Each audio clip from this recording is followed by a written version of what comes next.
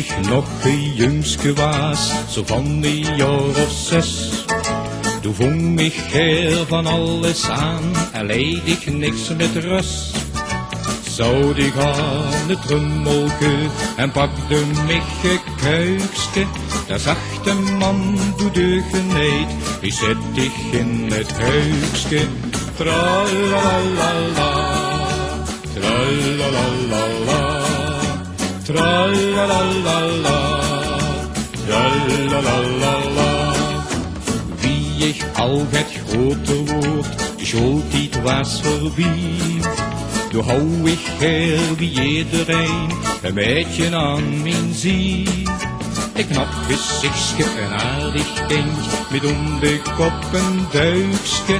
Die spook dan met dat meidje af, op een of ander huikske. Tralalala, tralalala, tralalala, tralalala. Ik later vrije kom, ik was vol gouden moed.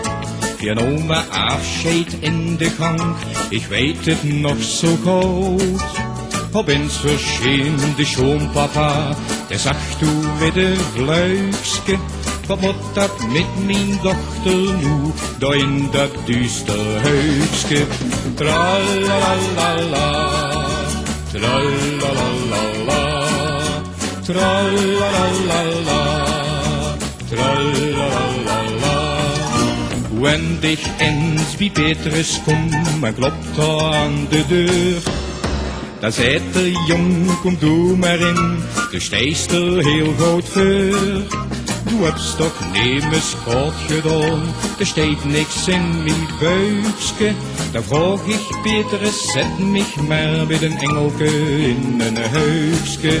Tralalala, tralalala, tralalala, tralalala, tralalala, tralalala,